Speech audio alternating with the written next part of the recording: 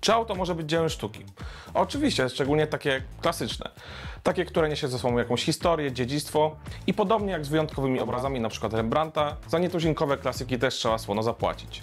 Nieważne czy to inwestycja, czy po prostu spełnienie marzeń, za niektóre modele trzeba słono zapłacić. Przygotowaliśmy listę 10 najdroższych klasyków sprzedanych na aukcji w 2024 roku. Ich łączna wartość to ponad 121 milionów dolarów, czyli ekwiwalent skromnego M2 na Pradze Północ.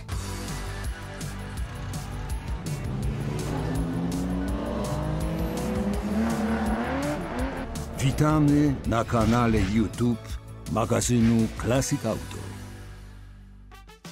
Zaczniemy od samochodów, które swoją legendę budowały nie na drogach, a na torach wyścigowych. Na miejscu 10 Ford GT40 Lightweight z 1969 roku.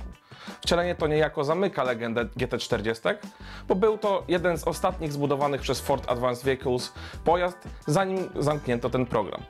To jeden z tylko 10 wyprodukowanych egzemplarzy w tej specyfikacji. Oryginalne nadwozie i podwozie okraszone są odbudowanym zgodnie ze specyfikacją silnikiem i mimo, że to auto nie miało wyścigowej historii, i tak okazało się trzecim najdroższym GT40 sprzedanym na aukcji kiedykolwiek.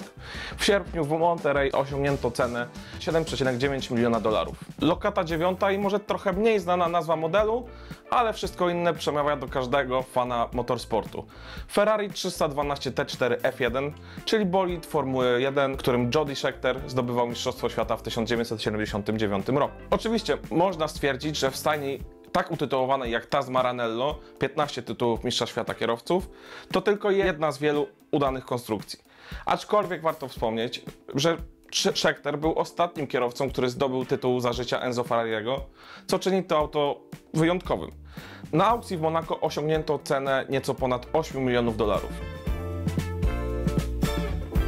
Na miejscu 8 auto, które, tak jak dwa poprzednie, nie może poruszać się po drogach publicznych, ale trochę z innego powodu. Po prostu nie jest w stanie. Jest to pojazd, który potrzebuje kompleksowej odbudowy.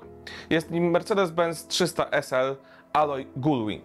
Pochodzi z kolekcji Rudego Kleina, o której więcej możecie przeczytać w jednym z naszych artykułów online.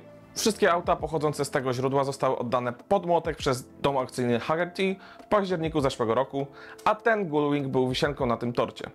Jeden z 29 wyprodukowanych egzemplarzy z lekkim aluminiowym nadwoziem został wylicytowany za 9,4 miliona dolarów, a warto wspomnieć, że Hagerty wycenia takie auto w kondycji konkursowej za 8,2 miliona dolarów.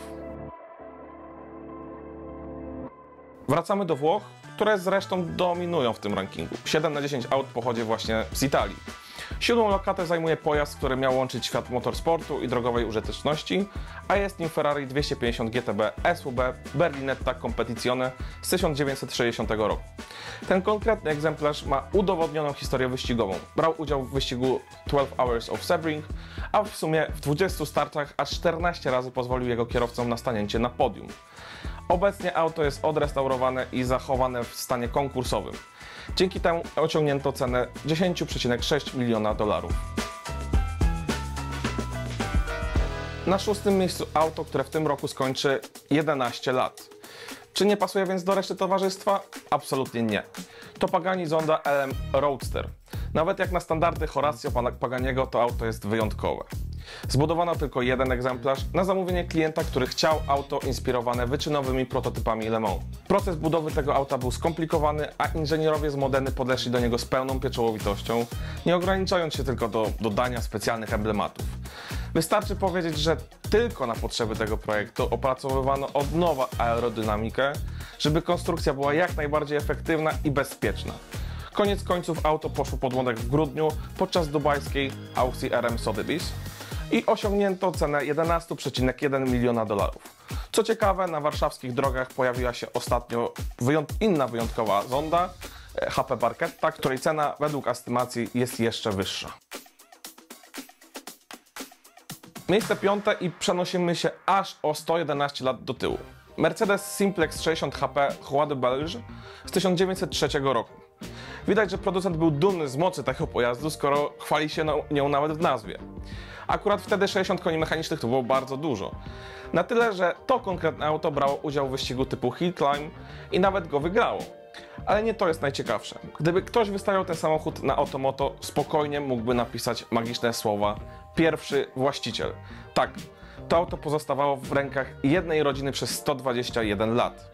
Historia, wiek i stan tego egzemplarza sprawiły, że zapłacono za niego na aukcji bagatela $12,1 miliona. Zaczynamy 4-odcinkowy serial włoski i na nim de facto skończymy. Miejsce czwarte to wyścigowe Ferrari 410 Sport Spider z 1955 roku. Ten samochód jest wyjątkowy z kilku powodów. Zbudowano tylko 4 egzemplarze serii 410S, ale tylko ten o numerze seryjnym 0592CM miał tak znakomitą historię wyścigową. Auto to wygrało m.in. serię Palm Springs Road Races w 1956 roku, a kierowane było przez nikogo innego, tylko Karola Shelby'ego. Dziedzictwo to sprawiło, że samochód został sprzedany za prawie $13 milionów. Trzecie miejsce okupuje pojazd absolutnie przepiękny, pokazujący przedwojenny sznyt projektantów. Mowa o Alfie Romeo 8C 2900 Lungo Spider z 1938 roku. Spektakularne nadwozie jest dziełem firmy Touring, jednej z bardziej renomowanych marek w świecie coachbuildingu w historii. Model ten jest jednym z najbardziej poszukiwanych przez kolekcjonerów aut z lat 30. Ten konkretny egzemplarz wygrał konkurs elegancji Villa d'Este w 1996 roku, a w 2022 roku został skradziony. Ale dzięki szybkiej interwencji służb udało się go odzyskać w jednym kawałku. W zeszłym roku Alfa Romeo 8C 2900 Lungo Spider została sprzedana za bagatela $14 milionów. Drugie i pierwsze miejsce zajmuje to samo auto. No, chodzi o ten sam model oczywiście, ale o trochę inne egzemplarze. Mowa o Ferrari 250 GT SWB California Spider. Podobnie jak w przypadku Alfy z miejsca trzeciego. Wystarczy spojrzeć na to auto i już wiemy, że tanio nie jest. Wyjątkowy projekt pininfariny, przez niektórych uznany za najpiękniejszy w historii motoryzacji i kapitalna V12 to połączenie, którego już dziś nie spotkamy. Te dwa konkretne egzemplarze są również niezwykle ciekawym zwieńczeniem tego zestawienia. Tańszy z nich jest pierwszym wyprodukowanym Ferrari tego typu, a droższy ostatnim. Ceny? Odpowiednio $17,1 i $17,9 miliona. Ceny tych wszystkich niezwykle wyjątkowych aut zapierają dech w piersiach. Świadomość, o jakich kwotach tutaj mówimy, sprawia, że samo obserwowanie aukcji z takimi samochodami w rolach głównych nas emocjonuje po prostu. Chętnie dowiemy się, jakie aukcje samochodowe Wy obserwujecie. Do zobaczenia w następnym materiale Classic Auto.